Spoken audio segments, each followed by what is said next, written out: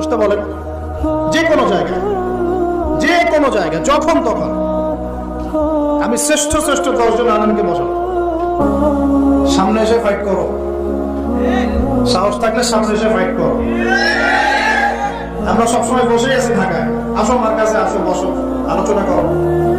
ইলমি মোজাকারা করতে চাও, ইলমি মোজাকারা করো, নাকি বক্সিং খেলতে চাও, সেটাও খেলো। কি চাও? ইলমি মোজাকারা করতে চাইলে বসো, ওস্তাদদেরকে নিয়ে, আমি ওস্তাদদেরকে নিয়ে বসাচ্ছি। আমি উদ্যোগ নিয়ে বাংলাদেশের শ্রেষ্ঠ 10 জন কওমি ঘরানার আলেমকে বসাবো ইনশাআল্লাহ।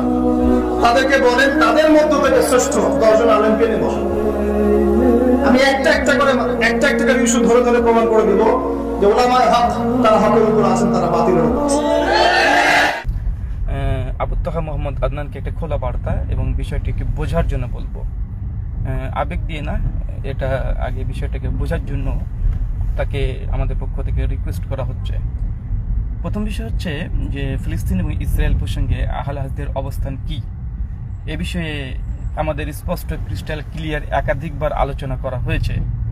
যে অভিযোগটা বারবার আবু তাহা আদনান সহ আরও কিছু অন্ধ বলবো তাদেরকে, অন্ধ এবং বেইনসাফি কিছু গোষ্ঠী আছে সোশ্যাল মিডিয়াতে এবং আলোচক আছে, তারা বারবার বলছে যে আহলে হাদিস সালাফি তারা নাকি ফিলিস্তিন মাজলুম মুসলিমদের বিরুদ্ধে।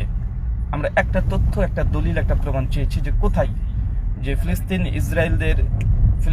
ইসরায়েল মুসলিমদের বিরুদ্ধে আহলে হাদিস সমাজ কোথায় এমন একটা তথ্য নির্ভরযোগ্য ব্যক্তি থেকে বলেছে, এরকম কেউ আছে? আরে বারবার ফিলিস্তিন মুসলিম যারা নির্যাতিত তারা একটা আলাদা সেকেন্ড ফার্স্ট ইস্যু, আর দ্বিতীয় হচ্ছে হামাসের আক্রমণ, ইকদামি জিহাদ যেটা, এটা কতক্ষণ যৌক্তিক, এই দুটো বিষয় দুটো আলাদা বারবার করে বলা হয়েছে। আর দুটো জিনিসকে জলঘোলা করার চেষ্টা করছে আবু তাহা আদনান সহ কিছু বেইনসাফি গোষ্ঠী আছে সোশ্যাল মিডিয়াতে, যারা চুন থেকে পান খসলেই তারা অনেক রকমের কথা বলে দেয়। তো এখানে দুটো ইস্যু বারবার আপনার আগে কান খুলে শুনে রাখেন, ফিক আগে বুঝেন, ফাতোয়া দেওয়ার আগে ফিকটাকে বুঝতে হবে। এক নির্যাতিত মাজলুম মুসলিম, নিরীহ মুসলিম যারা নির্যাতিত হচ্ছে, আহলে হাদিস সালাফিদের তাদের পক্ষে যথেষ্ট পরিমাণে করেছে। এমনকি আব্দুল হাদি আল মাদানী তিনি স্পষ্ট করেছেন যে মানে লক্ষ লক্ষ টাকা তাদেরকে সহযোগিতা করা হয়েছে।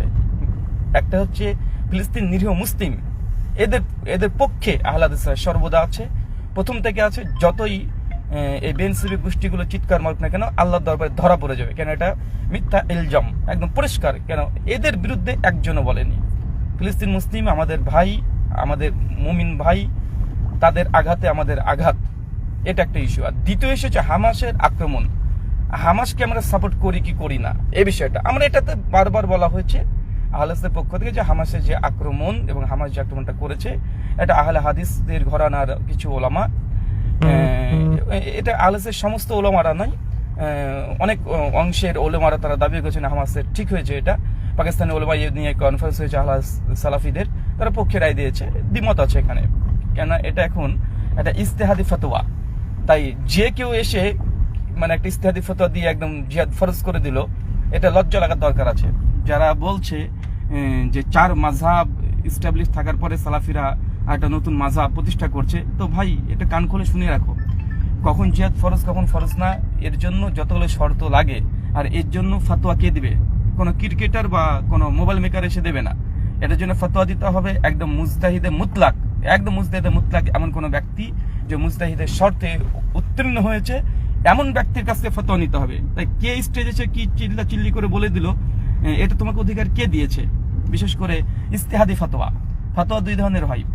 একটা ফতোয়া যে সালাফ থেকে কিন্তু কমপ্লিট প্রমাণিত আছে, যেমন যে কোনো বিষয় সালাতে মাসলা মাসাইল থেকে শুরু করে হজ যাকাত, এগুলো ইস্টাবলিশ ফতোয়ার গ্রন্থ মজুদ আছে, হাদিসে মজুদ আছে। আর কিছু ফতোয়া আছে তাৎক্ষণিক ইস্তেহাদ করে দিতে হয়। তার মধ্যে একটা মানে এই রাষ্ট্র পরিচালনার ক্ষেত্রে যে হুদুদ জারি হবে, কোন অপরাধে কি, 1 2 নম্বরে এখানে এই যে জিহাদ কখন ফরজ হয়, কোন ব্যক্তি পরে ফরজ হয়, এটা হচ্ছে ইস্তেহাদি ফতোয়া তাৎক্ষণিক। তাই যে কেউ একটা ফতোয়া দিয়ে দিল, স্টেজের মঞ্চ গরম করে দিয়ে দিল, আর মানুষ তার পেছনে ছুটে চলে গেল। কেন রে ভাই, এটা কি ইসলামের মানে উসুলুদ দিন? এটা তৃতীয় নম্বর বিষয় যে হামাসের আক্রমণটা কতটা যৌক্তিক কতটা অযৌক্তিক, এটা নিয়ে স্বয়ং কওমি ঘরানার মধ্যে দুটো মত হয়ে গেছে। আমাদের ভারতের দারুল উলুম দেওবন্দের মধ্যে দুটো দল হয়ে গেছে এবং তারা এ নিয়ে আলোচনা, লেখালেখি, বিতর্ক চলছে। দারুল উলুম দেওবন্দের দুটো গ্রুপিং হয়ে গেছে। তারা কেউ বলছে যে না, এখানে আমরা হামাসকে সমর্থন করতে পারি না, আর কিছু কিছু বলছে না, যদি মানে আক্রমণ করে দিয়েছে সেই ক্ষেত্রে এখন আমরা মাজলুম মুসলিমদের পক্ষে আছি, হামাসের জন্য দোয়া দান খায়রাত যেগুলো করার দরকার, শরিয়া যেগুলো অনুমোদন দেয় সেগুলো করতে হবে। আরে ভাই, এটাই তো আমাদের কথা, এটাই তো আমরা বলছি। তো বারবার আহলাদিসদেরকে কাঠগড়ায় মানে দাঁড় করানোর উদ্দেশ্য কি? মানে কোনো কি স্বার্থে আঘাত লেগেছে আমি তো বুঝি না। এখানে দারুল উলুম দেওবন্দের ফতোয়া এটা আছে, পাকিস্তানিদের আছে, ভারতেরও আছে, তাদের ফতোয়া এটা। সালাফিদের মধ্যে দুটো গ্রুপ আছে এই হামাসকে নিয়ে। একটা ফিলিস্তিন মুসলিমের বিপক্ষে কেউ নাই, না দেওবন্দি, না বেরলভি, না আহলেস, না সালাফি, কেউ নাই, সবাই পক্ষে। এখানে দ্বিমত যেটা আসছে সেটা হচ্ছে হামাসের যে আক্রমণ এবং হামাসকে সমর্থন করা যায় কি যায় না, হামাসকে সমর্থন করা যায় কি যায় না। এখানে দুটো মত আসছে। এক, হামাসের পক্ষে যারা না তাদের জন্য বলছে যে এখানে হামাসের আক্রমণ করাটা এটা সঠিক হয়েছে কি হয়নি, এটা ইকদামি জিহাদের মধ্যে পড়বে কি পড়বে না, পড়লে কি কি শর্ত, এগুলোকে পড়াশোনা করতে হবে, তারপরে এগুলো উত্তর আসবে। তো এখানে মূল কথা, তারপরে সকলেই এখানে একমত যেহেতু আক্রমণ করে দিয়েছে, সেক্ষেত্রে এখন ফিলিস্তিন নিরীহ মুসলিমদের সহযোগিতার জন্য বাইতুল আকসা এটা মুসলিমদের সম্পত্তি, 1 ইঞ্চি ইহুদিদের না, এই জন্য যতটুকু সম্ভব যেভাবে সম্ভব তাদেরকে সহযোগিতা করা ফিলিস্তিনদের জন্য। কিন্তু হামাসের আক্রমণ এটা 2 নম্বর ইস্যু। তাই এই মাথা মোটার মতো না বুঝে কেউ হামাসের বিরোধিতা করলে ফিলিস্তিন নিরীহ মুসলিমদের বিরোধিতা হয়ে গেলে এমনটা নয় রে বাবা, আগে ভালো করে শিখতে হবে। এরকম অনেকগুলো দেখানো যাবে, ওটা মিউট করো না, অনেকগুলো দেখানো যাবে এরকম ভারতের উপমহাদেশের। আমি 100 উদাহরণ দিতে পারবো, 100 উদাহরণ দিতে পারবো। যেমন সৈয়দ আহমেদ বেরলভি, দেওবন্দি কওমিরা তাকে শহীদ মনে করে, কিন্তু বেরলভিরা কাফের মনে করে, পরিষ্কার কাফের মনে করে। শহীদ, একজন শহীদকে একজন কাফের বলছে, এটা হানাফি দেওবন্দি বেরলভিদের মধ্যে আছে। তিতুমিরকে আহলে হাদিসরা শহীদ মনে করে, কিন্তু এই বেরলভি এবং দেওবন্দিরা তাকে ওয়াহাবি, খারেজি পর্যন্ত ফতোয়া দিয়েছে। এইভাবে অনেকগুলো তথ্য দেওয়া যাবে, অনেকগুলো আমি যদি বলতে শুরু করি মানে পৃষ্ঠার পর পৃষ্ঠা বলা যাবে। তাই হামাসকে এখন মুজাহিদ বলতে পারবো কি পারবো না, এখন কোনো সালাফি বা কোনো কওমি ঘরানা, যেমন কওমি ঘরানা নজরুল ইসলাম কাসেমি বড় বাংলাদেশের আলোচক, এবং তাকে বাংলাদেশের দ্বিতীয় তারিক, ওই যে কি যেন নাম ওটার, হাসান জামিল, তারিক জামিল, দ্বিতীয় তারিক জামিল বলা হয়, তিনিও একই কথা বলেছেন। তিনি সেম এই কথাটা বলেছেন যে আক্রমণ করাটা তিনি যেভাবে উপস্থাপন করেছেন এটা তিনি পক্ষে নেননি। এনাতুল আব্বাসী তিনিও পক্ষ নেননি হামাসের আক্রমণটাকে, কিন্তু যেহেতু করে ফেলেছে সেহেতু আমরা সহযোগিতা করব, তার মত। তো বারবার আহলে হাদিসদেরকে এই কাঠগড়াতে দাঁড় করানোর উদ্দেশ্য কি? তার মানে বোঝা যাচ্ছে এখানে কিছু বেইনসাফি মহল কাজ করছে, কারো আতে মনে হয় আগে ঘা দিয়েছিল আহলে হাদিস সমাজের পক্ষ থেকে, এই জন্য বারবার মিথ্যা কথাগুলোকে মানুষকে বারবার মিথ্যা কথা বলছে। নেপোলিয়ন একটা কথা বলেছিল যে একটা মানুষ যখন মানে একই কথা যখন বারবার মিথ্যা বলা হয়, মিথ্যা বলেই যাবে, তখন সাধারণ মানুষের কাছে তখন এটা সত্য মনে হয়ে যাবে। সম্মানিত সুধী, দুটো বিষয় বারবার ওলামাদের কাছ থেকে জেনে নেবেন। একটা হচ্ছে ফিলিস্তিন নিরীহ মুসলিম, এদের একটা অবস্থান, এদের পক্ষে মুসলিমরা যাবে কি যাবে না, এটা একটা ফিক। আর দ্বিতীয় ফিক হামাসের আক্রমণ এবং হামাসকে আমরা সমর্থন করব কি করব না, 2। আর 3 নম্বর, যদি আমরা না করি তো যেহেতু এখন আক্রমণ করে ফেলেছে, এখন করতে হবে কি হবে না, 3টে প্রশ্ন আসে। তাই ফিকগুলোকে জানতে হবে, তারপরে কথাবার্তা বলতে হবে। আর এই যে কোনো ব্যক্তি জেনারেল লাইন থেকে চলে আসলাম, আমি বা একজন ক্রিকেটার চলে আসলো, আর এসে মানে কখন জিহাদ ফরজ, কার উপরে ফরজ নয়, কি ব্যাপার, কি বৃত্তান্ত, এই ফতোয়া দিয়ে দিতে পারে? এটা উসলুদ্দিন। এখানে আলেম ওলামাদের কাজ লাগে না, আলেম ওলামা নেই, এই ফতোয়া তার কাছে নিতে হবে কেন? সহিহ বুখারী 100 নম্বর হাদিস আল্লাহ নবী বলে দিয়েছেন যে কিয়ামতের একটা আলামত হচ্ছে এইটা, যে মানুষ জাহেলের কাছে ফতোয়া নিবে, আর জাহেল জ্ঞানহীন অবস্থায় সে ফতোয়া দিবে, নিজে গুমরা হবে, অপরকে পথভ্রষ্ট করবে। তো একজন জেনারেল শিক্ষিত একজন ছাত্রের কাছ থেকে ইজতিহাদি ফতোয়া, তাৎক্ষণিক ইজতিহাদি ফতোয়া, যে এই ফতোয়া এমন একটা ফতোয়া, এটা স্থান, কালপাত্র, সময়, কয়েক ঘন্টার জন্য সময় ফতোয়া পরিবর্তন হয়ে যেতে পারে। কেন? এটা জিহাদের ফতোয়া। এই দেশে বাংলাদেশের জন্য যেটা ফরজ হবে সেটা ভারতের জন্য হবে না, যেটা পাকিস্তানের জন্য হবে সেটা ইংল্যান্ডের জন্য হবে না। কারণ এটা হচ্ছে দারুল আমান, দারুল কুফার, মানে পর্যায়ক্রমে যেগুলো ফতোয়া চেঞ্জ হয়, 1 ঘন্টার ব্যবধানে এই ইজতিহাদি ফতোয়া এগুলো চেঞ্জ হয়ে যায়। তো কোথাকার কি একজন ফতোয়া দিয়ে দিল আর তার পেছনে ছুটছেন, তাকে একদম মানে মুজাহিদে আমির বানিয়ে দিয়েছেন। মানে এগুলো মানে কি হচ্ছে? এটা শরীয়ত কি হাতের ময়লা? আমাদের যেগুলো প্রশ্নোত্তর আমরা প্রশ্নোত্তর দিই, কিছু আছে হাদিস এস্টাবলিশড। যেমন আমাদেরকে কেউ প্রশ্ন যদি করে রফুল ইয়াদাইন করা যাবে কি যাবে না, আমরা বললাম এটা সুন্নাহ, এটা আহলেদের মানহাজ, আমরা বলে দেন ওটা সুন্নাত, বুখারী 725 নম্বর হাদিস। হানাফিদেরকে প্রশ্ন করলে বলবে রফুল ইয়াদাইন না করাটাই সুন্নাত, এটা এস্টাবলিশড ফতোয়া হানাফিদের, এটা কিয়ামত পর্যন্ত পরিবর্তন হবে না, আহলেদেরও পরিবর্তন হবে না, এগুলা ফতোয়া নাই, এগুলো এস্টাবলিশড হয়ে গেছে। কিন্তু ইজতিহাদি ফতোয়া তাৎক্ষণিক পরিবর্তন হয়ে যাবে। যেন তালাকের ফতোয়া, এটা এস্টাবলিশড কোনো খাতা কলমে পাওয়া যায় না। মানুষের কেস আসবে, দেখবে তালাক হয়েছে কি হয়নি, তখন গেলে ইজতিহাদি ফতোয়া হয়। জমি বন্টন, মিরাজ, এগুলোও ইজতিহাদি ফতোয়া তাৎক্ষণিক দিতে হয়, এটা যে কেউ দিতে পারে না। আর আন্তর্জাতিক যে হুদুদ, এগুলো ইজতিহাদি ফতোয়া তাৎক্ষণিক দিতে হয়, এগুলো আলেমদের কাজ, এগুলো সাধারণ কোনো বইপত্র কিতাবপত্র পড়ে একটা সিদ্ধান্ত দেওয়া যায় না। তাই কোনটা প্রশ্ন উত্তর, কোনটা ফতোয়া, এগুলোকে আগে বুঝতে হবে। তাই যে কোনো কাছ থেকে একটা গুরুত্বপূর্ণ স্পর্শকাতর বিষয় নিয়ে ফতোয়া নিয়ে, মানে এটা উম্মাহ কোন দিকে ছুটছে একটু আপনাদেরকে আমি বলবো, এটা চিন্তা করে দেখবেন। আর যে এই দুঃসাহসিকতা দেখাচ্ছে, যে এই দুঃসাহসিকতা দেখিয়ে দিয়ে বাকিগুলোকে মুনাফিক বলে দেওয়া, গোটা সৌদি, দুবাই, কুয়েত, কাতার, এগুলোকে সব কাফের, মুনাফিক, ইসরায়েলের দালাল, ইহুদির দালাল, এই ফতোয়া ট্যাগ দিয়া এই দুঃসাহসিকতা যে দেখাচ্ছে, আল্লাহর ভয় আছে কিনা নেই এটা একবার দেখতে হবে তাকেও, যে তুমি কাকে কি বলছো। মানে একটা মুখের একটা কথা বলে একটা গোটা রাষ্ট্রকে মানে কাফেরদের বন্ধু বানিয়ে দেওয়া, এটা কতটুকু। 3 নম্বর, যে আবু তাওয়া আদনানকে কিছুক্ষণ আগে আমি একটা ভিডিও আমি দেখলাম, যে এবং এই ভিডিওটা আমি দেখলাম প্রায় 8-9টা স্টেজে তিনি একই আলোচনা করেছেন। এবং সে বিষয়টা হচ্ছে যে বাংলাদেশে এখন আলেমদের আকাল ডাক পড়েছে, এই জন্য এখন ভারত থেকে বক্তা নিয়ে এসে আলোচনা করাতে হয়। এই একটি বিষয় নিয়ে তিনি দেখলাম একটা স্টেজ নয়, 8-9টা স্টেজের ভিডিও, স্বতন্ত্র ব্যাকগ্রাউন্ডের এবং ড্রেসের ভিডিও দেখলাম, যাতে বোঝা গেল যে না, তিনি একাধিকবার বিভিন্ন স্টেজে এই ইস্যুটাকে নিয়ে তিনি আলোচনা করেছেন। মানে তিনি আমাকে ইঙ্গিত করে কথাটা বলছেন যে ভারত থেকে এসে বাংলাদেশে দিন প্রচার করছে, এটা তার হয়তো বা সহ্য হচ্ছে না বা তার খারাপ লাগছে, অথচ তিনি মালয়েশিয়াতে চলে যান।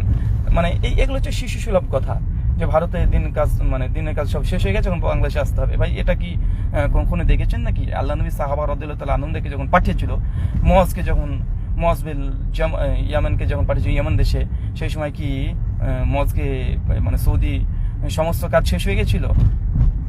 এগুলো হচ্ছে শিশু সুলভ কথা, এই আচরণগুলো না করলেই ভালো। কারণ এগুলো বললে ভাই আপনিও যান মালয়েশিয়াতে, দাওয়াত দিয়ে চলে এসেছেন, বাংলাদেশের লোক মনে হয় সবাই পাক্কা নামাজি হয়ে গেছে, আর গিয়ে মালয়েশিয়াতে গিয়ে আপনিও দাওয়াত দিয়ে এসেছেন, আরো অন্য রাষ্ট্রতে আপনি যাওয়ার পরিকল্পনা করছেন। দেওবন্দি, বেরলভি, আপনাদের হানফি, কওমি, এগুলো তো আপনাদের এখন ফেরেশতা মনে করছেন, এরা নাকি একদম মানে ইলমের পাহাড় এক একজন। তো এরাও তো আমাদের পশ্চিমবাংলাতে এসে কতজন দাওয়াতি কাজ করে যাচ্ছে, নাম বলতে গেলে লিস্টে কেউই বাদ যাবে না, সব একবার করে পশ্চিমবাংলাতে আসে। মানে বাংলাদেশের সব দাওয়াত শেষ, সব শিশু সুলভ আচরণ। তৃতীয়ত নম্বর বিষয়, যে ভারতের বক্তা বাংলাদেশে গিয়েছে, তার জন্য খুব মানে এটাকে নিয়ে সেন্টিমেন্টে লেগেছে। তো ভাইজান, আপনাদের দারুল উলুম দেওবন্দ যে মানহাজকে ফলো করেন, এটাই ভারতের, তাই বেশি অহংকারী ভাব দেখিয়ে লাভ নেই। ভারতের দেওবন্দ মাদ্রাসার যে ফিরকা, ভারতের একটা জায়গাকে, একটা স্থানকে একটা নাম দিয়ে যারা ধর্মের মধ্যে একটা মাযহাব তৈরি করতে পারে, এদের লজ্জা লাগা দরকার আছে। ভারতের মতো একটা জায়গা দারুল কুফফার মনে করে এরা, আবার এই জায়গাকে কেন্দ্র করে একটা ফিরকা তৈরি করে নিয়েছে হানাফিরা, দেওবন্দি ফিরকা, বেরলভি ফিরকা, দুটোই ভারতের দুটো স্থানকে কেন্দ্র করে দুটো ফিরকা তৈরি করে নিয়েছে, লঞ্চ করে নিয়েছে। তো লজ্জা লাগে না সব কথাগুলো বলতে? ভারতের দেওবন্দি ফিরকা, মানে ভারতের কথা যদি বক্তা যদি না চলে, তো ভারতের এই মাদ্রাসার আকীদা মানহাজ চলে কিভাবে? আরে তোমাদের বাংলাদেশে যে কওমি মাদ্রাসাতে যে বুখারীর দর্শে নিষ্কা আছে, আবু দাউদ, তিরমিজি, ইবনে মাজাহ, সবগুলো ভারতেরই প্রকাশনী, সবগুলো ভারতের, বন্ধ হয়ে যাবে পুরোটা। তাই এই জাতিভিত্তিক জাতীয়তাবাদ কেন এই আবু তাওয়া আদনানের মধ্যে মানে ভূতের মতো, প্রেতাত্মার মতো চেপে বসলো? আমি তো বুঝলাম না। এই জাতীয়তাবাদের এই ভূত, এই প্রেতাত্মা কোথা থেকে আসলো রে ভাই এই আবু তাওয়া আদনানের? এই কথাগুলো বলতাম না। শুধুই সম্ভবত নেটওয়ার্কটা চলে গিয়েছিল। তো এখানে একটা বিষয় আমি মনে করি, জাতীয়তাবাদের ভূত কেন মানে মুসলিমদের কাঁধের উপরে মানে চেপে বসলো, এটা তো একটু মানে চিন্তার বিষয় আছে। অন্যজনকে ইহুদি খ্রিস্টানের দালাল, ইসরায়েলের দালাল, মুনাফিক, মুমিন, মুনাফিক, মুহাক্কিক পার্থক্য হয়ে যায়। তো এই ক্ষেত্রে জাতীয়তাবাদ এটা কাদের নীতি, এটা একটু বিশ্লেষণ করে দেখবেন যারা মুজতাহিদ ইমাম আছেন, কওমি ঘরানার মানুষদেরকে নিয়ে বসবেন। আর ভারত বাংলাদেশ এই ইস্যু টিকটকারদের মতো এই ইস্যু বানিয়ে লাভ নেই। কিছুদিন আগে দেখলাম ভারত আর বাংলাদেশের সঙ্গে খেলা হয়েছিল, ভারতের সঙ্গে খেলা হয়েছিল, অস্ট্রেলিয়া না কোন দেশের, তো এই হেরে যাওয়ার কারণে টিকটকার লাফালাফি করছিল। তো এইভাবে টিকটকদের ভূমিকা কেন আলেম একজন এসে এরকম করবে আমি তো বুঝতে পারলাম না। তো যাই হোক, এখানে আরেকটা বিষয় মনে রাখবেন, উনি মাঝে মধ্যেই বলছেন যে কওমিদের 10 জন আলেম আর আহলে হাদিস সালাফিদের 10 জন আলেম, তাদেরকে নিয়ে তিনি একটা ডিবেটের আয়োজন করবেন এবং এটা জোর করে চাপ দিয়ে বসাবেন। এটা তার খুব শখ তার। এবং তারপরে তিনি বলছেন এবং মাঝে মধ্যে এই কথাটা বলেন, দেখি স্টেজে সেদিন দেখলাম তার একটা আলোচনা সভাতে কোনো তার আবু আদনানের আসতে মানে দেরি হয়েছিল, তো কমিটি যে তার সঙ্গে একটা খারাপ আচরণ করেছে, তো ওইখানে তিনি বলছিলেন যে আপনারা এরকম নোংরামি করছেন কেন, এরকম নোংরামি বাদরামি কেন করছেন, আপনাদের মতো গুন্ডাদেরকে আমরা তৈরি করেছি। এটা আবু আদনানের কথা, যে আপনাদের মতো গুন্ডাকে ডজন ডজন আমরা তৈরি করি। তারপরে বললেন যে যদি আপনারা বক্সিং রাখতে চান তাহলে আমার সঙ্গে আসেন, বক্সিং খেলবো, মানে বক্সিংয়ে হারিয়ে দেবে। তো মাঝে মাঝে দেখি মারপিট করার একটা কথা তিনি স্টেজেও বলেন। আবার আজকে ফেসবুকে পোস্টও তিনি দেখেছি করেছে যে যদি আপনারা আলেমদেরকে নিয়ে বসতে চান তাহলে তিনি বসার আয়োজন করবেন, আর যদি একা একা আসতে চাই মানে বক্সিং খেলতে মারামারি করতে তিনি নাকি আসবেন, মানে মুসলিমের সঙ্গে মুসলিমের মারামারি উনি করবেন, মুসলিমের সঙ্গে মুসলিমের রক্তপাত করবেন। এই হাদিসগুলো কি এরা পড়ে না নাকি, যে একজন মুসলিমকে যদি তরবারি তোলে তাহলে তার কি পরিণত হবে, এইগুলো। তো যাই হোক, এখানে একটা কথা বলি, আবু আদনানের যে কথা যে 10 জন কওমি আলেম নিবে, 10 জন আহলে হাদিস আলেম নিয়ে জোরপূর্বক বসাবে। তো ভাইজান, তুমি তো জেনারেল শিক্ষিত, আমি তো জেনারেল শিক্ষিত, চলে আসো একবার দেখি তোমাদের মাসলাকে আহনাফের যে কোনো একটা ইখতিলাফি মাসালা নিয়ে আসো। এবং ও বলেছিল সেখানে যে যখন এই ডিবেটটা হবে সেই সময়তে মানে কিতাবপত্র সামনে থাকবে না, মুখস্থ বলতে হবে, মুখস্থ একদম কলব থেকে, যে কলব থেকে বলবো। চ্যালেঞ্জ করলাম আবু আদনানকে, চ্যালেঞ্জ করলাম, তুমি জেনারেল আমি তো জেনারেল, তো তুমি যে কোনো একটা ফিকি ইখতিলাফি মাসাইল যেটা দেওবন্দি আহলে হাদিসের সঙ্গে হানফিদের আছে এটা নিয়ে বসো, যে কোনো একটা নিয়ে বসো, এবং কিতাববিহীনই বলবো। এবং আমি এখানে চাইবো যে মাওলানা আব্দুল মালিক সাহেব, কওমি ঘরানার সবচেয়ে বড় মুহাদ্দিস, তাকে এখানে সভাপতির আসনে অলঙ্কৃত করে দিতে হবে।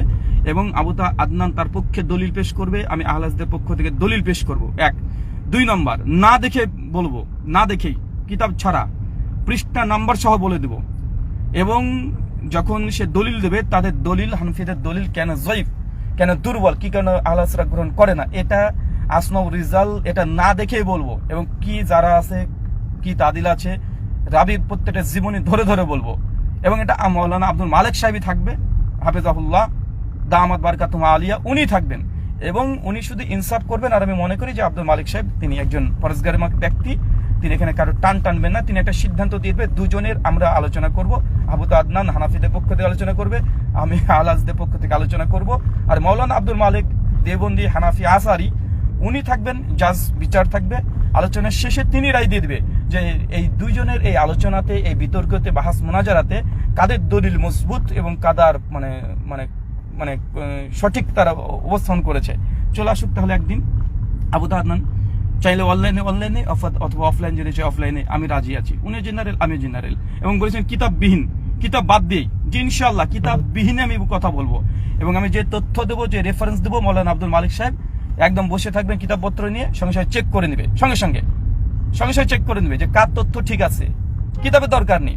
একটা রাবি দেখাচ্ছে, ওর একটা হাদিস পেশ করলো, আমি বলবো হাদিসটা জয়ীফ, কেন জয়ীফ আমি তার কারণ বলে দেবো, না দেখে বলে দেবো কোন রাবির কারণে জয়ীফ, কি কারণে জয়ীফ, এই রাবির উপরে কোন যারা আছে, এটা যারা মুবাম না যারা মুফাসসার, ডিটেল আমি বলে দেবো না দেখেই। আবু আদনানের যদি এত বাহাসের করার শখ, চ্যালেঞ্জ দিয়ে বেড়াচ্ছে, আবু আদনানের যদি দম থাকে তাহলে মাওলানা আব্দুল মালিক সাহেবকে নিয়ে তাকে বিচারক, কারণ আমি আব্দুল মালিককে বলবো এই জন্য বিচারক যে কারণ তিনি মানে তার বিশেষ করে মানে তাকুয়া সম্পর্কে আমি অবগত আছি, আলহামদুলিল্লাহ তিনি অনেক উঁচু মাপের তার তাকুয়ার দিক থেকে। তো এই ক্ষেত্রে আমি তাকে জাজ, হানাফি দেবন্দি আমার দরকার নাই, হানাফি দেবন্দি তিনি বলবেন যে দুজন আমরা আলোচনা করলাম। যেন অনেক মাদ্রাসায় দেখা যায় হানাফিদের পক্ষ থেকে কিছু ছাত্র থাকে, আহলে হাদিস কিছু মানে হানাফিরাই মুজাকারা করে, ঠিক ওই ধরনের। উনি আবু আদনান হানাফিদের পক্ষে কথা বলবে, আমি আহলে হাদিসের পক্ষে কথা বলবো। এবং ইনসাফপূর্ণ বিচার আব্দুল মালিক সাহেব করে দিবে যে কার তথ্য, কার দলিল মানে সঠিক ছিল। হয়ে যাক একবার, দেখি অনলাইন হলে অনলাইন, অফলাইন হলে অফলাইন, সর্বদা রাজি। 1 2 নম্বর, যদি এটা না চাই, যদি এই বাহাসে না চাই, দ্বিতীয় একটা অপশন আছে, আবু তাহা আদনান, আব্দুল মালিক সাহেব বিচারক থাকবে। আবু তাহা আদনানকে একটা বিষয় সাবজেক্ট দিয়ে দেওয়া হবে এবং আমাকে একটা সাবজেক্ট দিয়ে দেওয়া হবে, একই সঙ্গে দুজনকেই লিখিত প্রশ্ন উত্তর হোক, লিখিত প্রশ্ন করা হবে, লিখিত একটা টপিক দিয়ে দেওয়া হবে। ওই টপিকের উপরে কে কতটা হাদিস এবং কে কতটা কোরআনের আয়াত লিখে জমা দিতে পারে। সময় থাকবে আবু তাহা আদনানের 1 ঘন্টা, আমার থাকবে 30 মিনিট। আমি 30 মিনিট নেব আর আবু তাহা আদনানের থাকবে 1 ঘন্টা। একটা টপিক দিয়ে দিবে, টপিকের পরে কে কতটা কোরআনের আয়াত আর কতটা হাদিস লিখে দিতে পারে, একদম রেফারেন্স সহ হয়ে যাক। এখানে এত জ্ঞানের বাহর দেখাচ্ছে, এত মানে এই ভারত থেকে বক্তা নিয়ে আসছে, আরবি যে পড়তে পারে না এরকম একটা। এখানে আবু তাহা আদনানকে যদি তাফসিরে তাবারি আমি খুলে দিই, একটা লাইন পড়তে পারবে না। তাফসিরে তাবারির যেটা মূল নুসখা, সেটার একটা লাইন পড়তে পারবে না। আর এই পড়া খেলা এগুলো অনেক আগে আমি দেখেছি। ওই আলাউদ্দিন জিহাদিও পড়তে পারে না রেজাল করিম আবরারের কাছে, আবার রেজাল করিম আবরারও পড়তে পারে না আইনুল হুদার কাছে। তো এরকম খেলাগুলো এগুলো বন্ধ করতে হবে। আর আমার ওই একটা কথা থেকে গেল যে এত যদি বাহাস মোনাজাত চ্যানেল থেকে, তুমিও জেনারেল আমিও জেনারেল, চলো তোমার শখ আমি ওইভাবে পূরণ করবো। যে কিতাব না দেখে বলতে, আমি কিতাব না দেখে বলবো, তুমিও সেদিন আসো ফিল্ডে। আর আব্দুল মালিক সাহেব থাকবেন, তিনি জাজমেন্ট থাকবে কে কতগুলো তথ্য দিতে পেরেছে, কার তথ্যগুলো নির্ভুল তথ্য কে কতটা দিতে পেরেছে। যে কোনো একটা বিষয় নিয়ে চলে আসুক। আবু তাহা আদনানকে বললাম উন্মুক্তভাবে, যেহেতু তুমি এখন কওমিদের কিন্তু অনেক অহংকার গর্বে ফেটে পড়ছো, আর এই পচা শামুকে পাক কেটেছো না, এখন তো আরো ভয়ঙ্কর পরিস্থিতি হয়ে যাবে আবু তাহা আদনানের, কারণ এই কওমের ঘাড়ে গিয়ে কাঁধে পড়ে পড়েছে, তার মানে আরো ভয়ঙ্কর পরিস্থিতি হয়ে যাবে। তার জন্য আবু তাহা আদনানকে বলে দিলাম, তোমার যে শখ না দেখে নাকি কিতাব না দেখে কল্প থেকে বলতে হবে, জি বলবো, সমস্যা নেই। এবং মৌলানা আব্দুল মালিক সাহেব তিনি কার কতটা নির্ভুল তথ্য দিতে পারছে, কার যুক্তি, কার দলিল, কার হাদিস বেশি সহি প্রমাণ করতে পারছে, দেখা হবে সেই দিন ফিল্ডে। চলে আসুক, দেখি আবু তাহা আদনান কতটুকু পারে। আমি এতটুকুই বলবো, কেননা এই বাহাসের চ্যালেঞ্জ আমি বলেছি না, বাহাসের চ্যালেঞ্জ বেশি ছোড়াছুরি করো না, বাহাসের চ্যালেঞ্জ বেশি ছোড়াছুরি না করে নিজের গুলোকে আগে ভালোভাবে তাহকিক করে দেখতে হবে। এবং আমি তো বলেছিলাম যে আবু তাহা আদনান 2টো জাল হাদিস বলেছে, তওবা করা উচিত, এখন পর্যন্ত রুজু করেনি। আল্লাহকে ভয় করে কি করে না কে জানে, আহলাস দেখে মুনাফিক বলে, নবীর নামে জাল হাদিস বলে ফেললো। অন্তত মৌলানা আব্দুল মালিক সাহেবের একটা বই আছে, তার সম্পাদিত একটা বই, এসব হাদিস নাই, প্রচলিত জাল হাদিস, এই 3 খণ্ড আছে। এগুলো একটু পড়ে শুধু মুকদ্দমা পড়ে নিবে। জাল হাদিস বলাটা কত বড় ভয়ঙ্কর পাপ, গুনাহ, কত বড় গুনাহ কাবির, একটু পড়ে নিক। মৌলানা আব্দুল মালিককে শুধু বড় আলেম মানতে হবে না, তিনি যে কথাগুলো লিখে গেছেন তার বই, সেগুলো তো মানতে হবে। জাল হাদিস, ওই হাদিসটা আমাদেরকে দিতে হবে, ওই হাদিস আমাদেরকে দিতে হবে যে সুমাইয়া রাদিয়াল্লাহু আনহা তিনি আবু জাহলকে থুতু নিক্ষেপ করেছে, এই একটা হাদিস দিয়ে দিতে হবে। আর 2 নম্বর যে কিয়ামতের মাঠে চোরের নাকি আল্লাহ সুবহানাহু ওয়া তাআলা তার কবজি মতো হাত কেটে নিবে, এই যে হাদিসটা বলা হয়েছে, এই হাদিস 2টো দিয়ে দিতে হবে। নচেত প্রকাশ্যে তওবা করতে, কেন প্রকাশ্যে এই হাদিস লাখ লাখ কোটি কোটি মানুষের সামনে বলা হয়েছে। আব্দুল মালিক সাহেবের প্রচলিত জাল হাদিসের প্রথমেই তিনি লিখে দিয়েছেন যে জাল হাদিস বর্ণনা করা কতটা ভয়ঙ্কর। উমর বিন আব্দুল আজিজ রাহিমাহুল্লাহ আল মুতাফাক শিয়া খিজরি, তার যে একজন জাল হাদিস বলেছিল, এই জন্য তারা তাকে তারপরে হদ জারি করা হয়েছিল। কিছু কিছু বর্ণনা পাওয়া যায় যে মৃত্যুদণ্ড দিয়ে দেওয়া হয়েছিল। কত বড় একটা গুনাহ কাবিরা। মৌলানা আব্দুল মালিক সাহেব তার বই লিখেছেন। তো এটা আবু তাহা আদনান সাহেবের কাছে আমি একটা পরামর্শ দিব, অন্তত এই হাদিসের সনদ আমাদের কাছে পেশ করবেন, কেননা জনসাধারণের কাছে আপনার এই কথা হাদিস হিসেবে চলে এসছে। নচেত রুজু করে নেবেন ভাই, তাকওয়াশীল যদি হয় অবশ্যই রুজু করে নেবেন যে আপনার দ্বারা ভুল হয়েছে, গবেষণার ত্রুটি ছিল, মুসলিম ভাই আপনাকে ধরিয়ে দিয়েছে, আমাকে একটা শুকরিয়া না দিলেও চলবে, আপনি আল্লাহর কাছে অন্তত একটু ক্ষমা চেয়ে নেবেন। আর ফিলিস্তিন থেকে দাজ্জাল আসবে, এই মর্মে একটা হাদিস আপনি বলেছেন যে ফিলিস্তিন থেকে, জেরুজালেম থেকে দাজ্জাল আসবে, এই হাদিসটা কোথায় আছে আমাদেরকে দেখাবেন, এর সনদ সহকারে আমাকে বলবেন যে কোথায় আছে, আমাদেরকে দেখাবেন। কারণ আপনি বারবার কয়েকশো বার দাবি করেছেন জেরুজালেম থেকে, আমরা পাইনি এই হাদিস, জেরুজালেমের কথা নেই। তো এই হাদিস কোথায় পেয়েছেন, একটু আমাদেরকে এই তথ্যগুলো দিয়ে দিবেন। আর যে বাহাসে আপনি যে চ্যালেঞ্জ করেছেন, সেই চ্যালেঞ্জ গ্রহণ করা হলো, আপনি জেনারেল আমিও জেনারেল, কোনো সমস্যা নেই। মৌলানা আব্দুল মালিক সাহেব তিনি জাজমেন্ট থাকবেন। ফিকহে হানাফি এবং আহলে হাদিসদের মধ্যে যে কোনো ইখতিলাফি মাসাইল নিয়ে, সে তারাবি 20 টাকাত না 8 টাকাত, এটাই সবচেয়ে হানাফিদের প্রিয় সাবজেক্ট, কোনো সমস্যা নেই। তালাকে সালাসে ওয়াহিদা, এই বিষয়টাও কোনো সমস্যা নেই। রফলউদ্দিন ফিসলা আছে, কিরাত খালফুল ইমাম আছে, জাহির বিন আমিন আছে, অনেক মাসালা আছে, যে কোনো একটা মাসালা নিয়ে হয়ে যাক। এবং আমি আব্দুল মালিক সাহেবকে যাচ্ছি যে তিনি জাজমেন্ট বিচার হবেন, কে কত দলিল দিতে পেরেছে, নিখুঁত তথ্য দিতে পেরেছে, এবং কে কার দলিলের জবাব সালাফদের মানহাজ অনুযায়ী কিতাবপত্রের আলোকে উসুলে মুহাদ্দিসদের মানদণ্ডে কে দিতে পেরেছে কত, এটা জাতি দেখে নিক।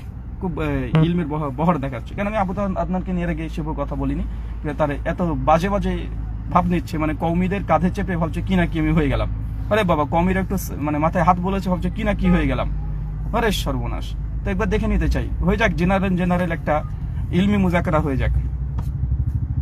যদি আবু আদনানের সাহস থাকে আর যে ইলমের অহংকার দেখাচ্ছে, যদি ইলমের অহংকার জাতিকে দেখিয়ে দিক, আসুক যে কোনো একটা সাবজেক্ট নিয়ে, আহলা সানাফি হয় আকিদাগত বিষয়ে, যেমন হায়াতুল আম্বিয়া ফিল কুবুর এই বিষয়ের উপর ইখতিলাফ আছে, আরো অনেক আকিদাগত বিষয়ের উপর আছে, যে কোনো বিষয়। যেহেতু হানাফি আর আহলে তাকলিদের ব্যাপারে তাকলিদ জায়েজ নয়, তাকলিদের সাক্ষী এটা ওয়াজিব কি ওয়াজিব না এই বিষয়ে ডিবেটে চলে আসুক, কোনো সমস্যা নেই।